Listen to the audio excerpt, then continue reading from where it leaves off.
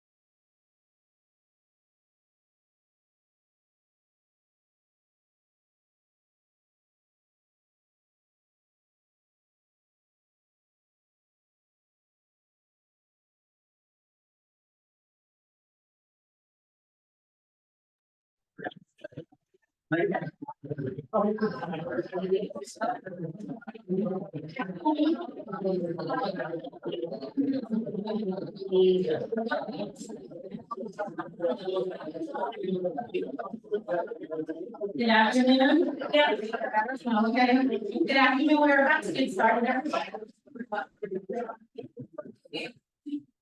Thank you all for attending our workshop today.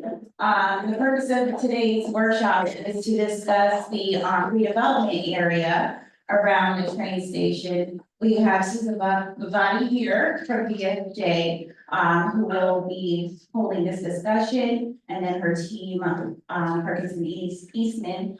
I'd like to thank the deputy mayor and council for attending. I also see some of our land use board members.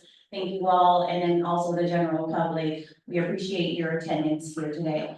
For this workshop, at first it will be a presentation given by Susan, and then we're gonna break out into little areas. As you can see, the board is all around us. And we appreciate your feedback, so we ask that everyone stays put for the entire time.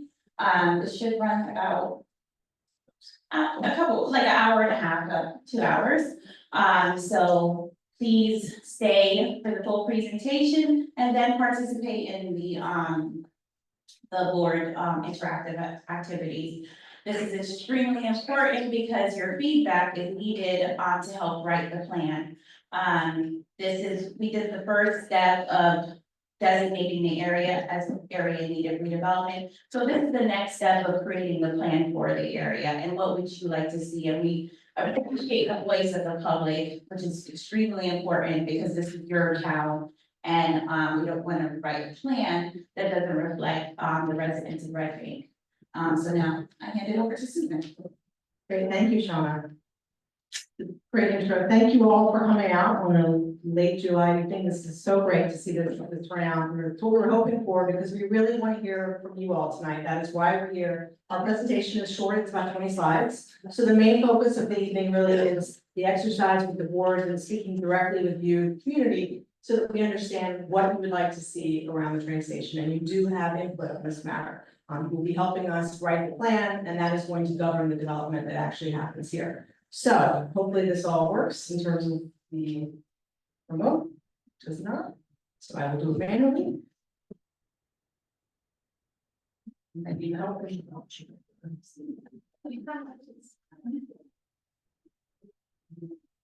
I didn't turn it on. There you go. Thank you much. Okay, so I'll just give a quick introduction. We want to give you some context of the planning that has happened in Red Bank in the last few years. This is not out of the blue tonight. This is the culmination of a lot of planning work that has happened in the last at least 4 or 5 years. I want to give you some background on redevelopment in New Jersey, essentially the context that Red Bank is operating under in terms of the statutory requirements. We're not alone in looking at redevelopment, and so it's useful to sort of get a sense of what's happening, what is allowed, what is provided for under the state law. We'll do a quick overview of the existing conditions. I think you all probably know the area pretty well, but we did do a lot of that work as part of the redevelopment designation. And then we're going to the interactive open house. Okay, so where is the train station? You all know where it is, but it's a central location in Red Bank.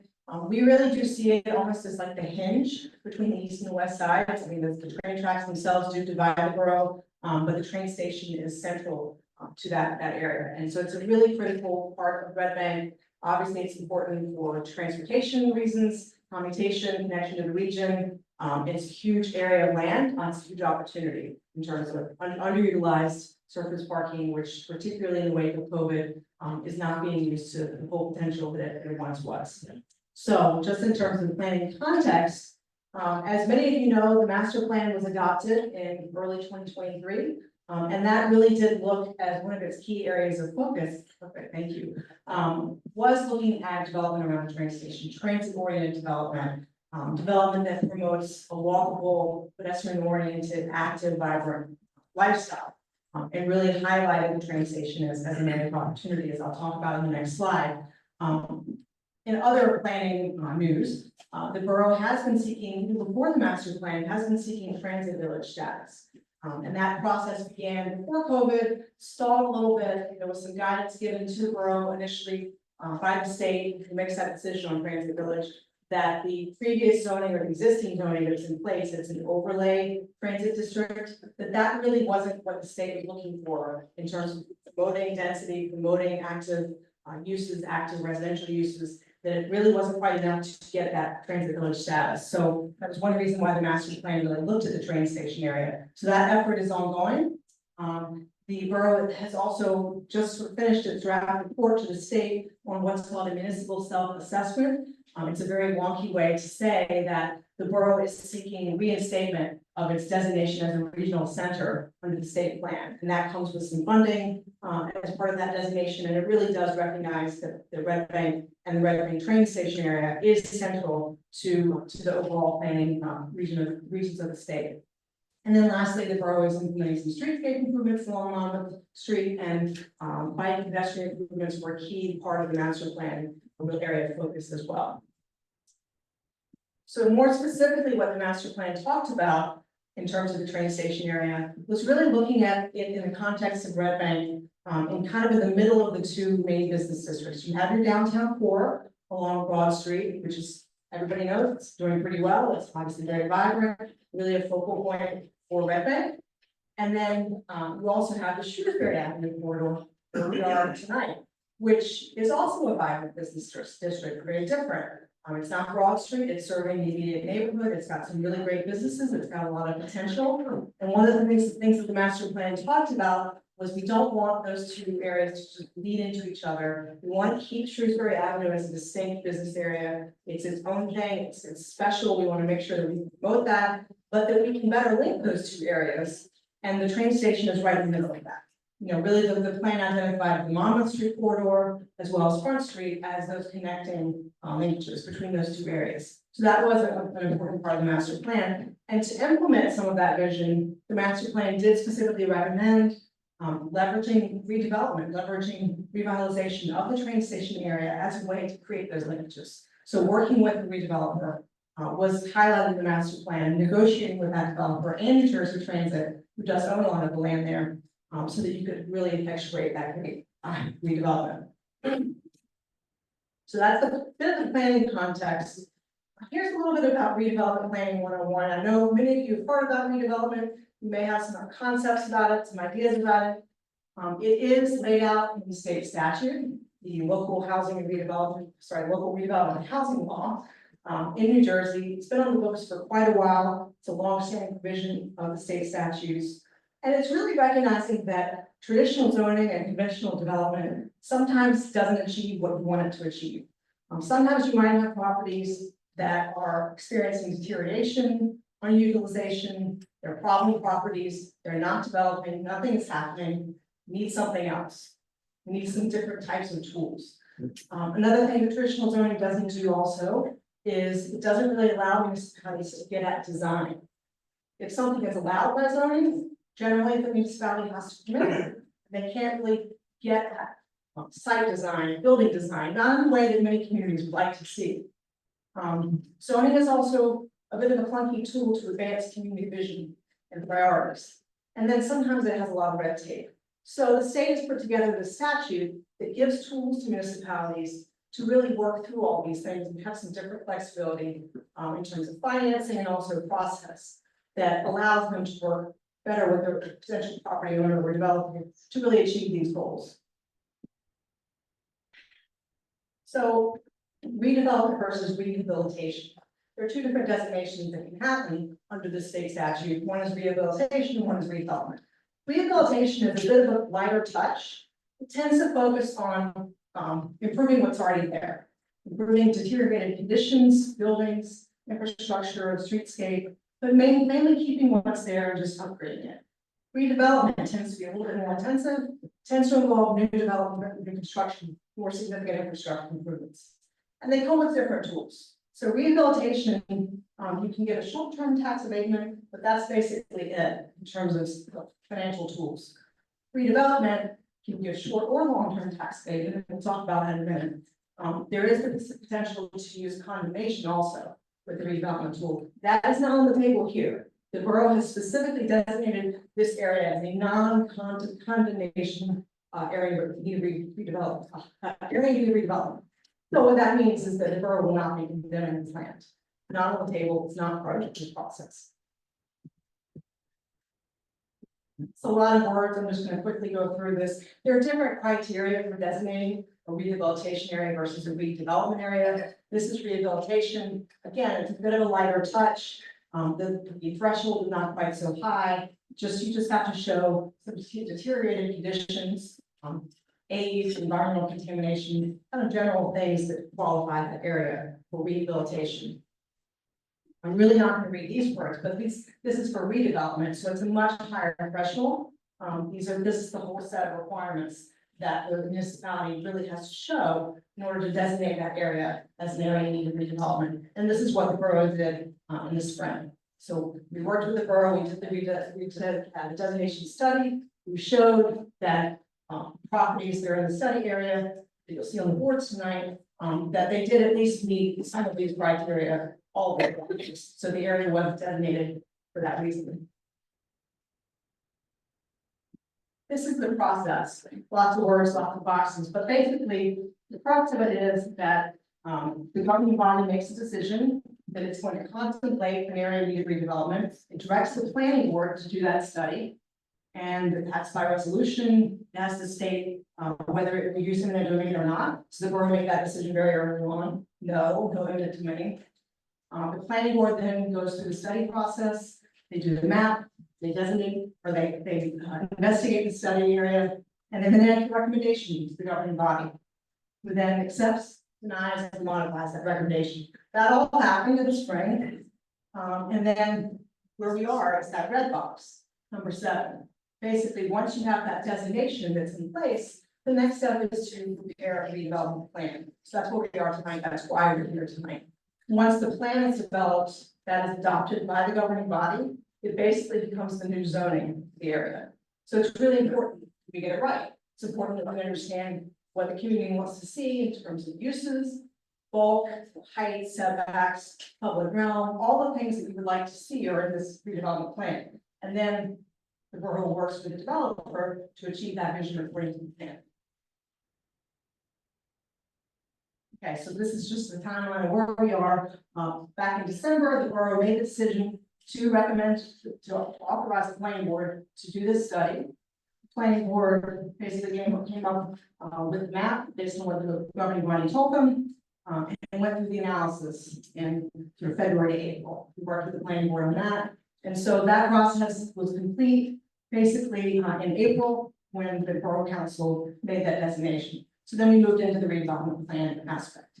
So we do expect that to take into the fall, but certainly by the end of the year, we think the borough council will have a draft plan in front of them that they can consider for action. So this is not the end of the process, it's really sort of toward the beginning. Okay, so why do redevelopment? Why not just have them develop their existing zoning? Well, there's a lot of benefits to redevelopment, and I will say, many of you may have heard of this. It used to be called blight studies, urban renewal. It's not a new concept. I think in New Jersey, it often is used in the cities, but now many towns are using the redevelopment tool. I would say many suburban towns, many pretty affluent towns. Every town has a property or two that's a real problem property.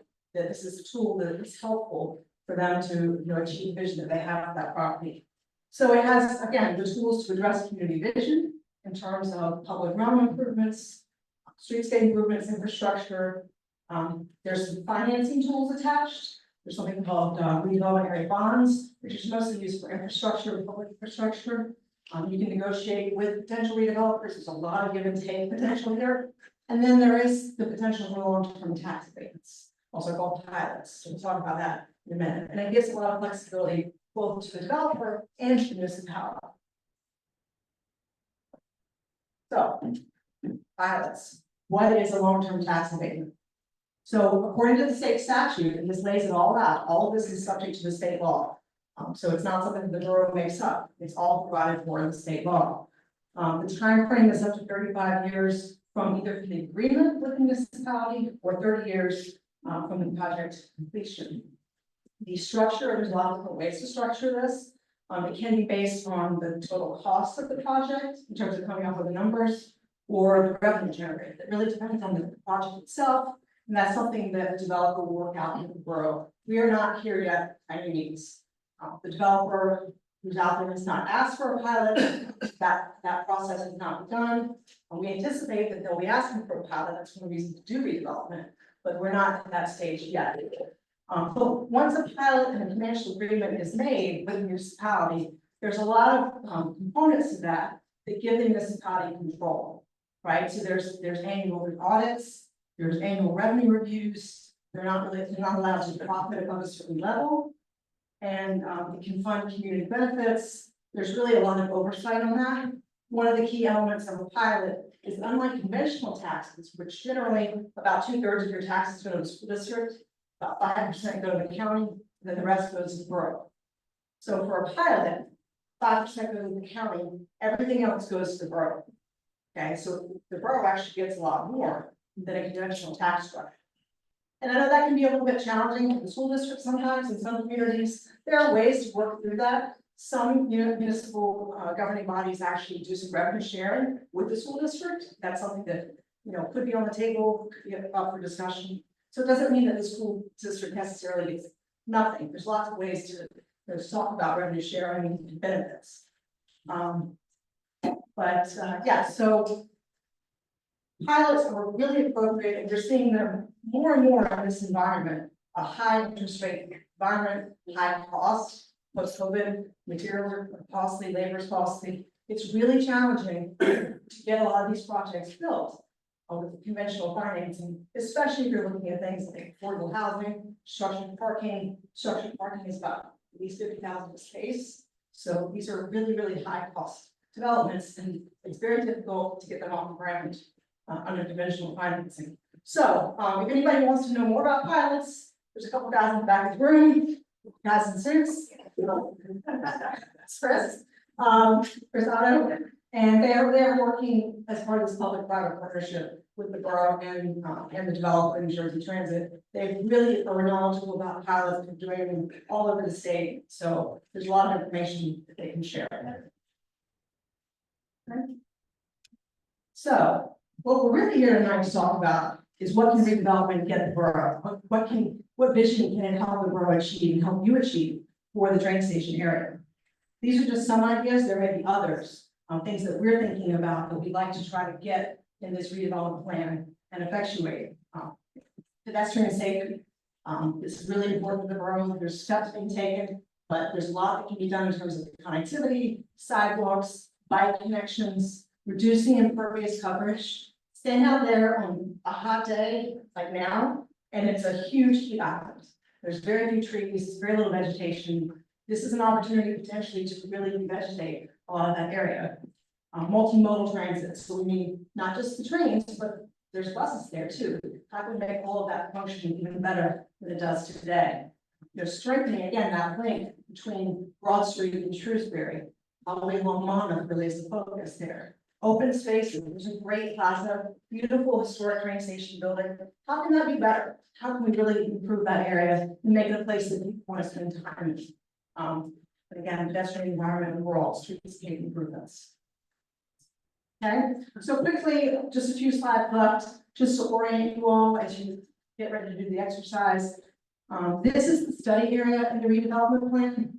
Just for your orientation, left is up north to me. So you see Monmouth Street sort of on the left. The long skinny property is the piece of Jersey Transit property that's the rail yard.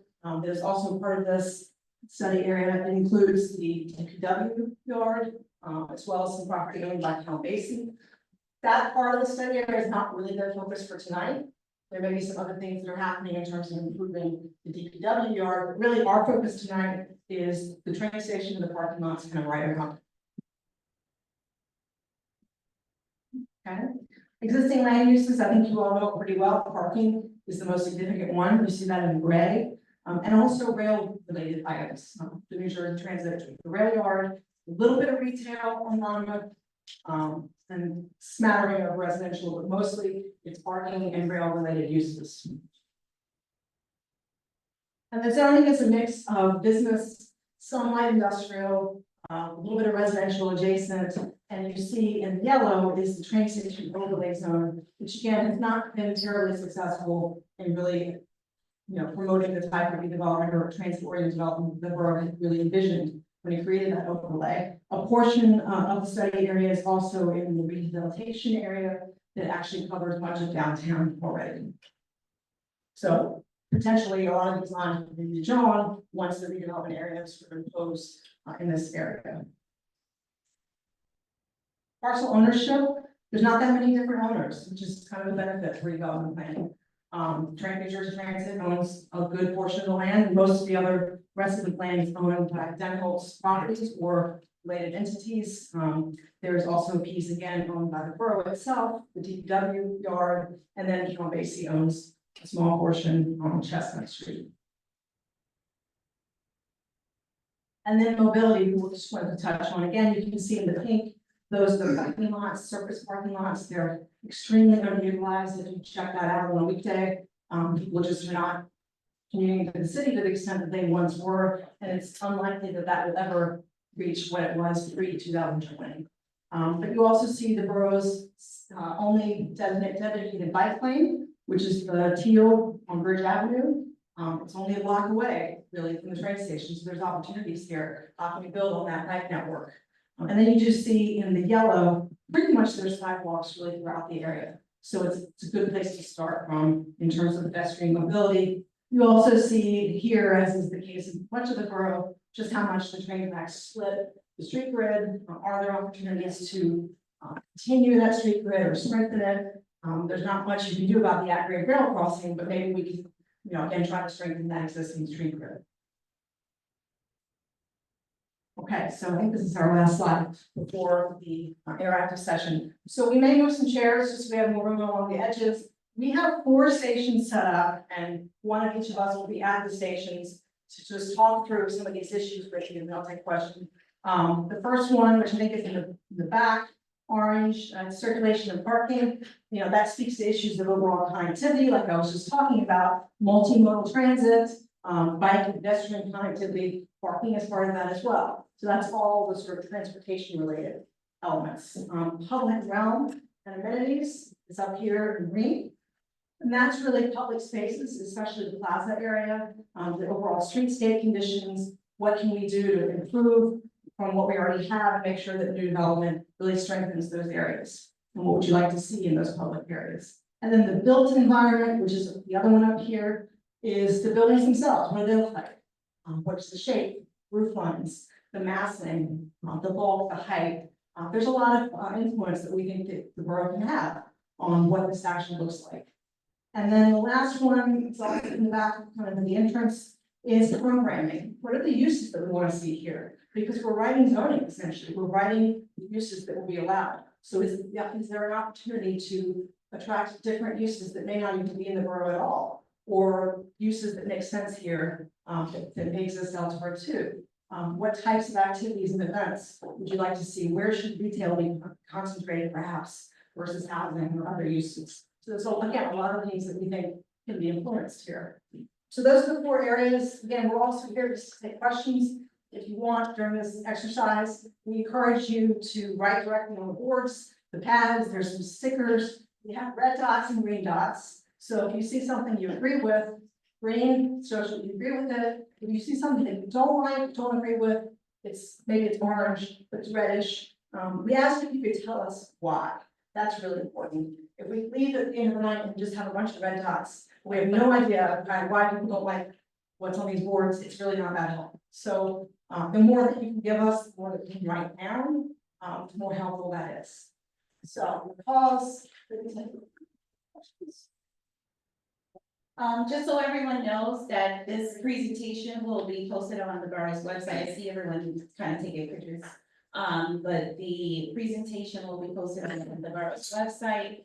And if you have any comments, additional comments, after going through the presentation or any questions, you can feel free to email me, and my email is going to be at the bottom of the presentation also. We really want to focus on the interactive portion, so I will take just a few quick questions. And if it's something involved, we may ask you to just come grab us. Ma'am, you have your hand up. Question. The reason I think the parking should be non-negotiable should be left there, that small parking area, why? Because New Jersey transit is not reliable, I've been trying it, it's too much, I'm not able to. So that's why I think no one on the parkway where you can't use New Jersey transit, it's not reliable. Also on the parking, whenever you collect data, it's always time sensitive. You know, so I don't know the way you look at the parking, but some things are changing on the west side. So I recently talked to a property manager of the Galleria. And he was stationing his car at the entryway because so many people were taking the train and parking there. And so his tenants in the building were losing customers because they could not find parking. So that's one piece. And then I live in the lofts and they're changing their parking policy to move down the gates and charge more because again, residents have been locked out because people are parking there and then walking to the train. So, you know, and the third point is, having two children, well, a daughter-in-law and a son, who work in the city, there's more pressure now to go into the city as opposed to working from home. So I think that's also another shift that's time sensitive. So I just kind of keep those things in mind. Understood. It definitely varies by time of day. I will say we've been out there many days, different times a year. It seems like the parking that's right at the station is actually most available, and it's the lots that are a little bit, maybe a block or so away. Those are really more utilized. So there's some interesting dynamics at play. Yes, sir. There's one word that has not appeared at all in any of your slides. And it's probably the biggest problem we face in town. And I'm wondering how all this redevelopment is going to impact it. Traffic. Yes. I mean, your main thoroughfare. Queensbury Avenue, Maple, Front Street, Harvard Boulevard. If you've ever driven down these main streets between the hours of 8 and 9 in the morning or 4 and 5 in the afternoon, traffic is just choked. And how does this redevelopment present an opportunity to benefit the traffic flow situation in town? Yeah, like, And circulation is a fancy way to say traffic, so we should probably be more clear, but that's the board in the back, is really anything related to transportation, cars, bikes, pedestrians, parking, and traffic is a big part of that. So come talk to Christine, that board, you get that, Christine. Yes, ma'am, in the back. I'm very concerned about the potential for tax abatements. Our taxes, property taxes are going through the roof because of the escalation in assessments, because quite frankly, people are coming into town and paying too much for these properties. And, I did a little analysis myself. We already have more than $73 million worth of tax exempt property in town. So I really have a strong objection to negotiating something with the developers with the sole purpose of increasing its profits. So I just wanted that. I should have made it even more clear on that slide, it does not become tax exempt. They pay a set agreed upon value every year, and it It's changes still over a the 5 year. pilot is in lieu of tax, Yes, so it's in lieu of it. so, So I have an objection. yeah, so. And I know it's all hunky dory and one person, but I have a question. It's a very fair objection that, the payment in lieu of tax program, which started in 1992. Is a program that's been very successful in that it does not give a break necessarily to developers. It's not what we intended to do. The program itself is a payment in lieu of taxes to avoid it. But right now in the red tax, for example, county is 31% of the taxes. So in this case, it would be 95%. So if they can help bridge that gap, like a slight decrease in the taxes, it will make the project affordable. The town ends up with a far larger sum of money. a very large sum of money over those 30 years, and the property is not tax exempt at all. The system is just designed that way in order to avoid paying all the taxes everywhere else, so the main component comes to the town. That's the reason it is, and if the developer does pursue that, that'll be an open conversation that will be presented to the town, all the financials of it, and we work with a lot of municipalities, and when a developer wants that, they need to approve a lot of things in order to get that. And that will be presented to the town in due time, if they do intend to do it. They asked me to be here today in case those questions did come up. Oh, you work for Redevelopment company? I work for town and development. And the whole final discussion again is subject to the governing body, their decision is done separately, as a separate financial agreement, it's done by ordinance. So that'll be a much later conversation. Let's have to. No point of information about taxes. The proposed area near the middle is 13 acres. Out of those 13 acres, 8 acres are currently owned by the New Department of Transportation and Jersey Transit, for which there are no taxes. Correct. In the balance of the property, there's a total of $109,000 worth of taxes, which is, you know, on the balance of the properties. So they're for your consideration. Yeah, thank you, sir. That was a point I meant to make in my notes. The majority of the property, the land area currently is tax exempt. So bringing that into some kind of revenue generating condition through pilots or through conventional taxing is gonna be a benefit to the borough. Anybody else? Just quick question, yes, ma'am. Yeah, appliance zone from the form, the train form, as part of.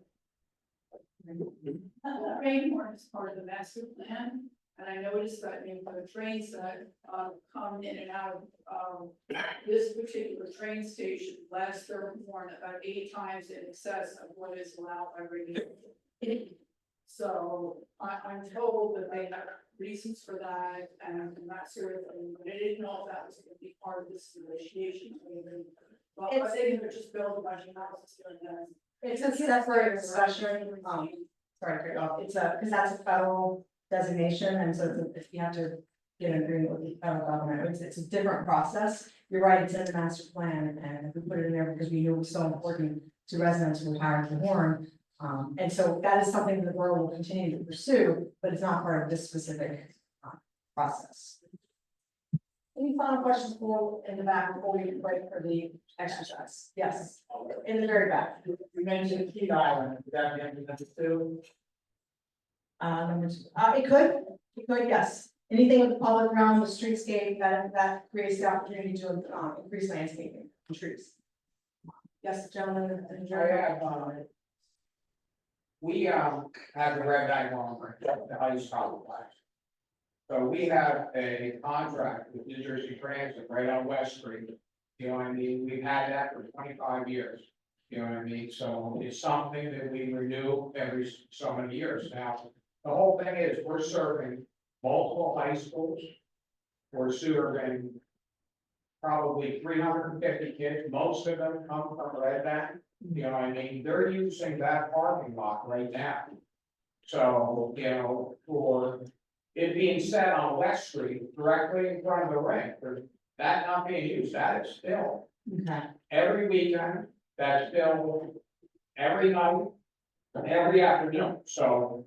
I don't know who is doing the study for the parking, but that parking lot right there, and it's right up against the train station, you know what I mean? Is being used constantly. Now. I feel that, you know, it was brought to me before that, hey, you wanna make money? Put condos in there. You'd be making a lot more money than keeping that ice facility going. I have zero interest in it. This is a pure passion, you know what I mean? And I wanted to keep it as a rink to serve the community. But we need that parking right on West Street and right in front of that. Now, you might be carving that out for parking for the train station and for the facility, but that is gonna kill us. Now, I have no plans on shutting that down. So where are all those parking spots gonna be? That's gonna affect everybody living in that area, because you see it, it brings in the city and stuff, they'll find a place to park. And you're gonna have all types of residents complaining If people are parking all over the place, so their kids can get in there, so we need that, now we pay New Jersey Transit right now a fee, you know what I mean, and we have that ongoing. But if we're affected by that, it's gonna affect a lot of people on the road.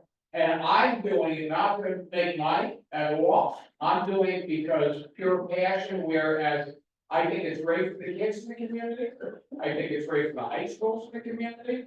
And we've invested a lot of money, and I think some people in here have realized that, and it's money well spent.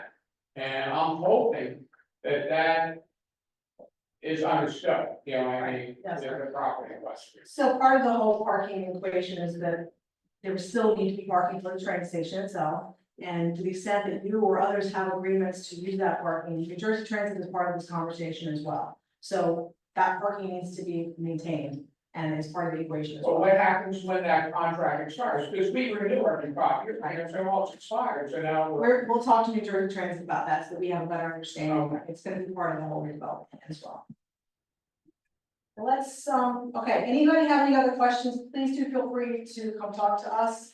Myself, Sean, anybody from the borough, if you have anything specific, but otherwise, let's get started on the interactive exercise. So try to give you some more space, around the edge, but take your time and try to visit each station and come talk to us. Sorry.